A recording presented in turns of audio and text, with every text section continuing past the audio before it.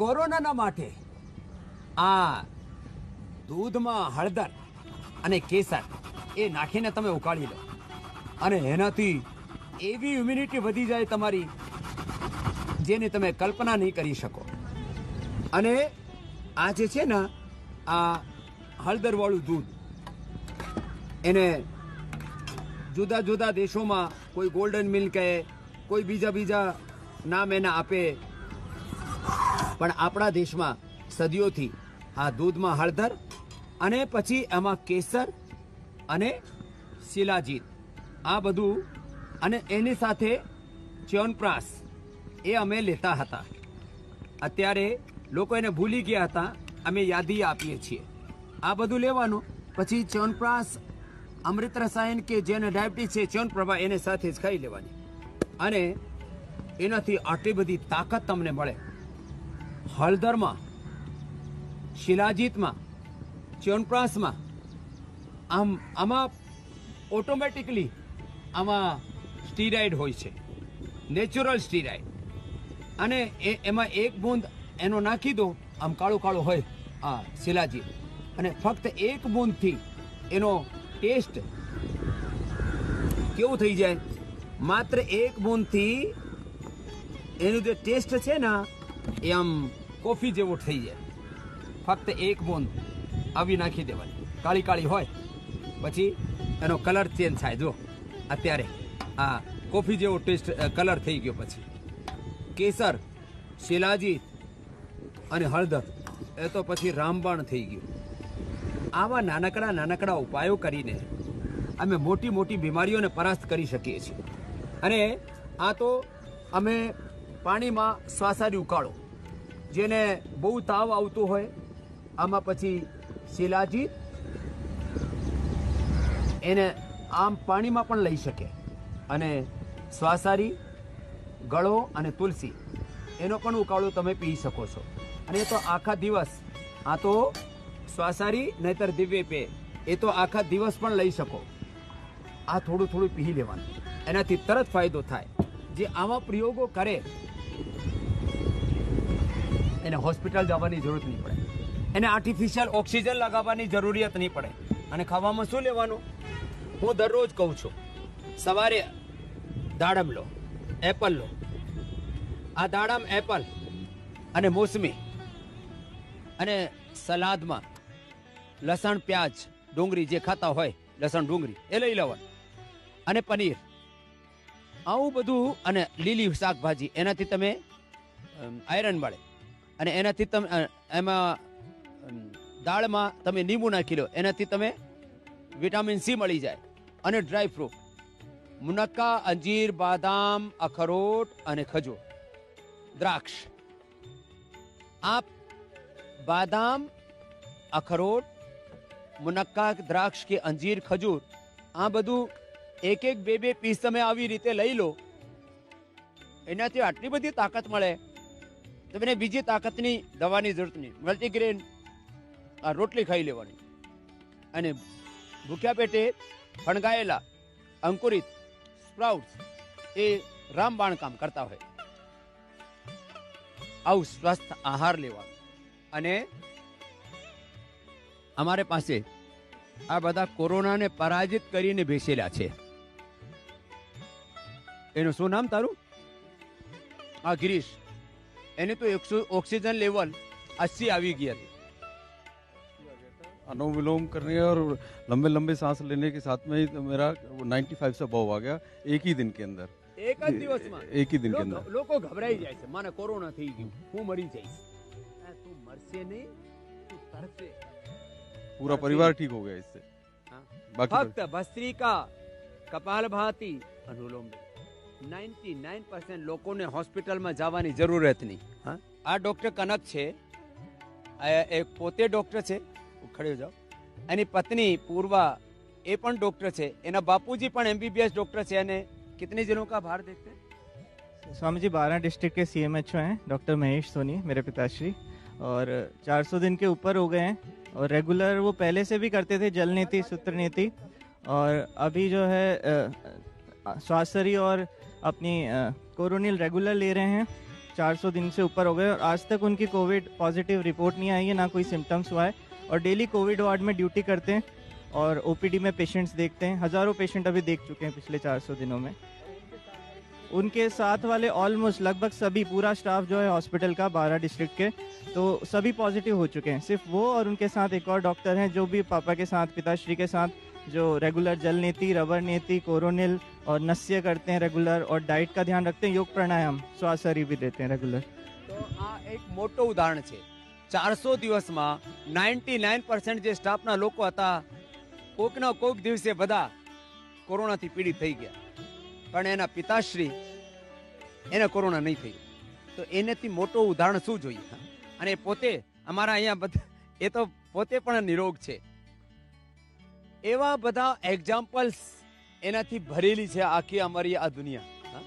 આ બધા જ એવા છે જે કોરોનિલ ખાવીને, શ્વાસારી લઈને, અણુ તેલનો પ્રયોગ કરીને, આમ ગળો તુલસી, જ્યારે આ ગળો તુલસી અને અશ્વગંધા એના જ અમે પ્રયોગ બતાવ્યા ટીવી ઉપર, ત્યારે બજારમાં શ્વાસારી, કોરોનિલ, અણુ તેલ નહીં હતું, ત્યારે પણ એને થઈ ગયું હતું। તમારું શું નામ છે?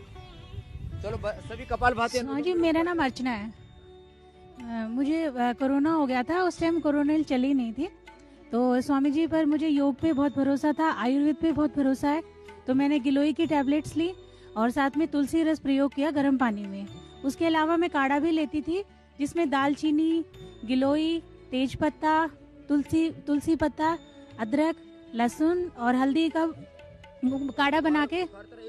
बुखार 103 डिग्री रहता था, 5-6 दिन तक वो बुखार था। मैंने नियमित योग किया, कपाल भारती और अनुलोम विलोम किया, और मैं 8-9 दिन में नेगेटिव हो गई थी। और बुखार कितने दिन में ठीक हो गया था? बुखार 4-5 दिन में ठीक हो गया था। एक तो हमारे यहाँ डॉक्टर छे, એને તમારે શું થયું હતું? એ એમબીબીએસ ડોક્ટર છે પોતે। क्या नाम है? हाँ, मनीषा। ये पोते एमबीबीएस डॉक्टर से। स्वामी जी, मेरी बहन है ये छोटी मीनाक्षी, इसको जब हम यहाँ इसको लेके आए थे तो आरटीपीसीआर कराया था, तो इसको कोरोना नेगेटिव मतलब पॉजिटिव आया। तो स्वामी जी इसकी सांस वास भी बहुत फूलने लगी थी, और इसको ना 103 पैरालिसिस जी, हो रखा इसको है। पैरालिसिस है। तो हमको दोनों को एक ही रूम में उन्होंने बोला रहने के लिए, मतलब अलग रहने के लिए बोला, लेकिन हमको आप पे और कोरोनिल उस पे बहुत भरोसा है स्वामी जी। और जैसे आप जब कोरोनिल आपने लॉन्च करी थी ना, तब आपने समझाया था पूरा कि इसका मैकेनिज्म ऑफ एक्शन क्या है। तो आपने बताया था कि कोरोना जो होता है उसमें जो स्पाइक्स होते हैं, उसका जो वो जो स्पाइक होते हैं ना, वो ह्यूमन सेल से बाइंड अप करके, और वो जो उसका तूफान, फाइटोकेमिकल्स का तूफान वो करते हैं, साइटोकाइंस का तूफान पैदा करते हैं। और जो बिदेनॉन होता है अश्वगंधा में, जो कोरोनिल में है, हाँ, तो वो उसको रोकता है। तो हमको पूरा विश्वास है कि कोरोनिल खाने से होता ही नहीं, वो कैसे एक्शन में आएगा ना, वो कैसे करेगा। ठीक हो गया स्वामी जी 7 दिन में, और हम दोनों साथ रहे, और मैंने भी कोरोनिल खाई, 2 गोली सुबह, 2 दोपहर, 2 शाम, और श्वासरी खाई, इसने भी खाई, और श्वासरी सिरप पिया, अणु तेल डाला, और उसका हाँ खत्म हो हाँ गया। जी स्वामी जी। एनो लाइव एग्जांपल छे। हैं? और स्वामी जी मैंने 100 से ज्यादा लोगों को कोरोनिल बताई है, और मैंने दिया, और श्वासरी सिरप दिया, और है ना, उनको किसी को भी नहीं हुआ स्वामी। એ તો બીજા ઉપર પણ પ્રયોગ કરે છે। એ તો સાત્વિક ડોક્ટર છે। એ તો અત્યારે એને તો બોલવાનું નહીં આવતું। અભી બોલને લગી है तू? मनीषा, मीनाक्षी। हाँ, और अभी कैसी है तू? ठीक ठाक है। और इसके लिए ताली बजा दो।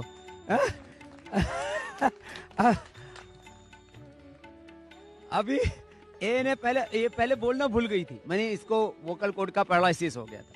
अब ये हंसती है तो ऐसे लगता है जैसे घोड़ा ही नहीं नहा रहा हो। तो जो है लेकिन ये पहले बिल्कुल इसको बोलना नहीं आता था, लेकिन पॉजिटिव इतनी है, दिन भर लगी रही, अनुलोम विलोम, ये चल नहीं सकती थी, बोल नहीं सकती थी, अभी चलने बोलने लग गई। इन्हें तो दिमाग, ये तो विवेक, इसके तो कहाँ असर हो गया तेरे दिमाग पे? स्वामी जी, मुझे पिछले महीने कोरोना हो गया था और मुझे प्लाज्मा तक की आवश्यकता पड़ गई थी, लेकिन मैं नोएडा हॉस्पिटल में एडमिट हो गया। उसके बाद फिर घर पर आकर, नोएडा आकर जब बैठा मैं, तो बहुत कमजोरी थी, और यहाँ आने के बारे फिर मैं 1 तारीख को मैं यहाँ आ गया। मैं योग ग्राम के बारे में केवल एक ही शब्द का प्रयोग करना चाहूँगा यहाँ पे आके, कि इससे ज़िंदगी में चमत्कार हो जाता है। और मैं कोरोनिल और स्वास्थ्य रोटी घर पर नहीं खाता था। मेरा पूरा परिवार स्वास्थ्य रोटी और कोरोनिल डेली खाता था, किसी को कोरोना नहीं हुआ। और ये मेरी पत्नी है गुंजन, और ये मेरा नाम विवेक गोयल है, मैं उजानी डिस्ट्रिक्ट बदायूं उत्तर प्रदेश का रहने वाला हूँ। जब बीमारी सांस की वो दिक्कत हुई तो नोएडा में ये एम्बुलेंस में मेरे संग आई थी 5 घंटे तक, और सब संग में सब काम कर रही थी, लेकिन पूरे परिवार में किसी को नहीं है और इन्हें भी कोई भी कोरोना नहीं हुआ। कोरोना आंखों पर इफेक्ट करे છે। એક ભાઈને તો આંખ જ જાતી રહી, ઉસકી ખડે હો ને, એને તો આંખ જ જાતી રહી હતી, પણ અત્યારે એનોલોમ વિલોમ થી ફરી આવી ગઈ છે। હા, ચલો જોરદાર તાલીઓ વગાડી દો એના માટે પણ। હા, બેઠો। આંખ ઉપર અસર થાય, કાનો પર અસર થાય, નાક ઉપર અસર થાય, મૂડા ઉપર અસર થાય, ઘણા બધાના એ તો કોઈને જબાડા, કોઈને આંખ કાઢવી પડી રહી છે। આ શું કરવાનું? ફક્ત યોગ કરો।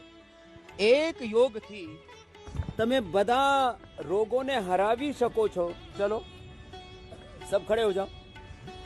એક યોગથી આપણે બધા રોગોને પરાસ્ત કરી શકીએ છીએ એવી તાકાત યોગમાં છે।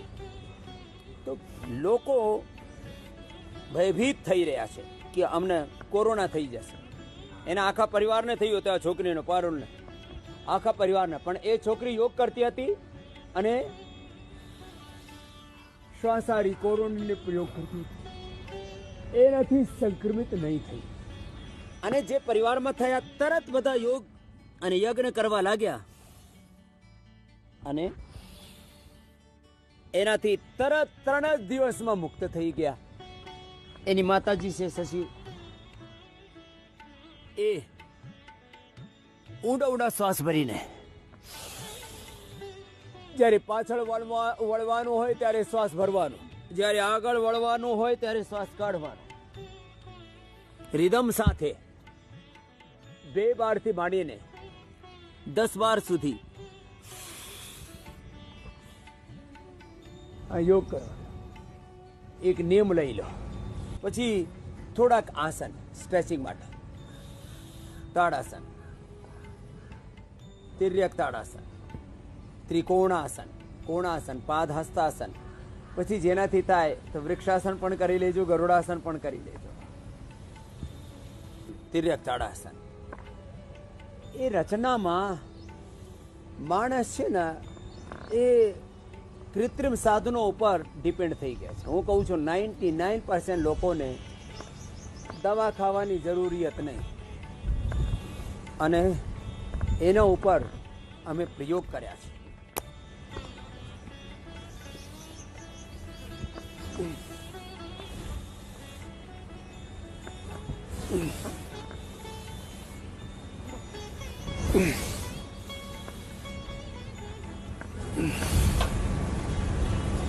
ત્રિકોણાસન પછી કોણાસન, આવી રીતે।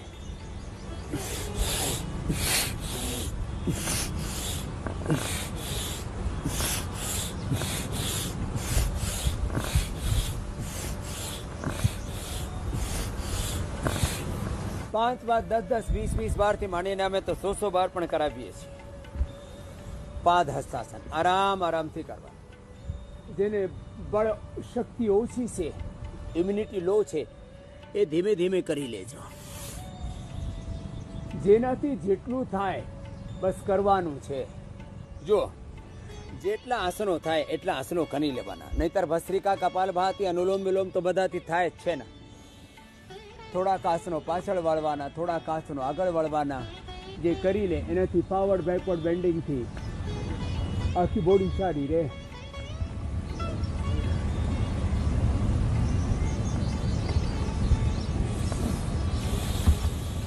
ઉષ્ટ્રાસન, પછી અર્ધ ઉષ્ટ્રાસન,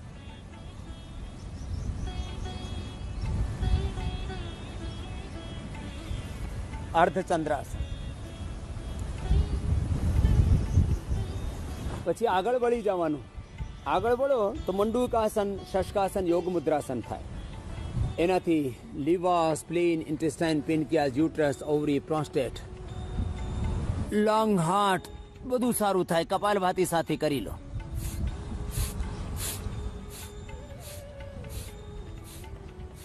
મંડૂકાસન, પછી શશકાસન, આવી રીતે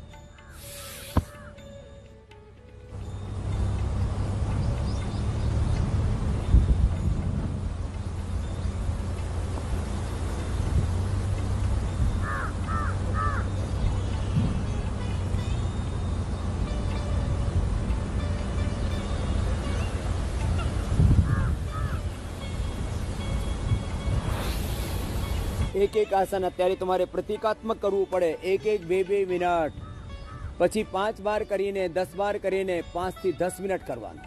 મંડૂકાસન, શશકાસન, યોગ મુદ્રાસન.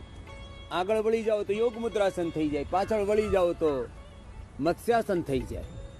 એન્ડ ફોરવર્ડ બેકવર્ડ બેન્ડિંગ થી આખા બોડીનો બેલેન્સ થાય.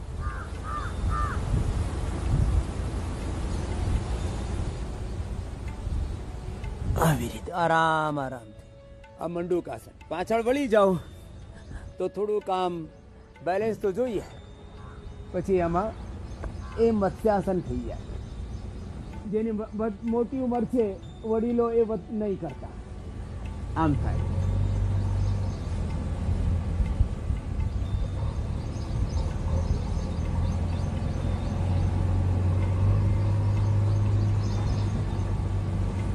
આમ નહીં થાય તો આમ જ પણ આમ સીધા સુઈ જવાનું. એ સોવાથી જ સારું થાય.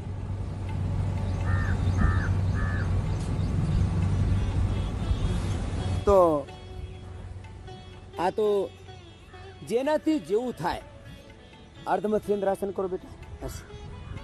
અને જેનાથી અર્ધમત્સ્યેન્દ્રાસન નહીં થાય એ બધા વક્રાસન કરી લેજો. वक्रासन तो बताती था. हाँ वो हाथ डाल उस वाला. यस अब ऐसे घूम जाओ. इस हाथ को पीछे ऐसे लगा लो. यस और पूरा घूम गए. આવી રીતે liver, spleen, intestine, pancreas, uterus, ovaries, prostate, internal organs બધા એક્ટિવેટ થઈ જાય.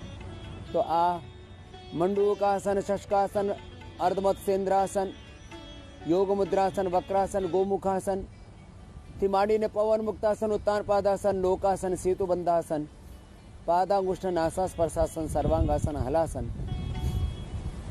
આ પછી શીર્ષાસન, સર્વાંગાસન જેનાથી થાય કરી લેજો. નહીં તો કપાલભાતિ, અનુલોમ વિલોમથી જ લાભ થઈ જશે. આ બધું કરવાથી અને જેને કમરમાં દુખાવો છે તો ઉષ્ટ્રાસન, પછી મકરાસન, ભુજંગાસન, સલભાસન બધું બતાવીશ. અને જે ઓબિસિટી છે એના માટે પણ બતાવીશ. દરરોજ અમે બતાવીએ છીએ આપણે. સ્થિત કોણાસન, ચક્યાસન, અર્ધહલાસન, પાદવૃત્તાસન, દ્વિચક્રિકાસન કરી લેજો.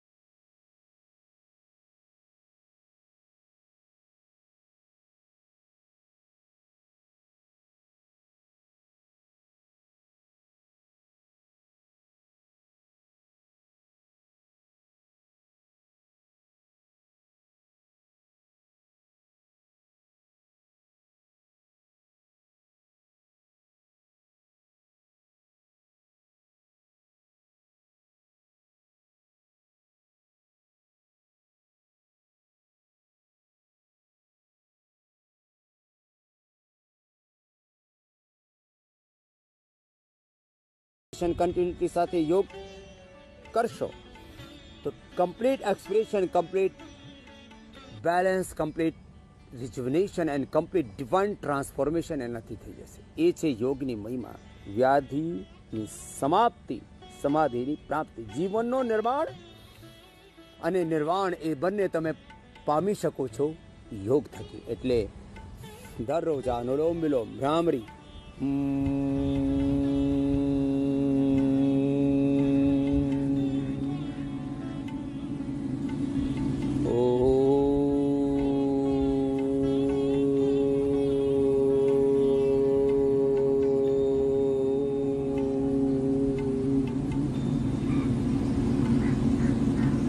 આવી રીતે દરરોજ એબીપી અસ્મિતા ઉપર યોગ ભગાવે. રોગમાં મારી સાથે યોગ કરજો અને સદાય નિરોગ રહેજો.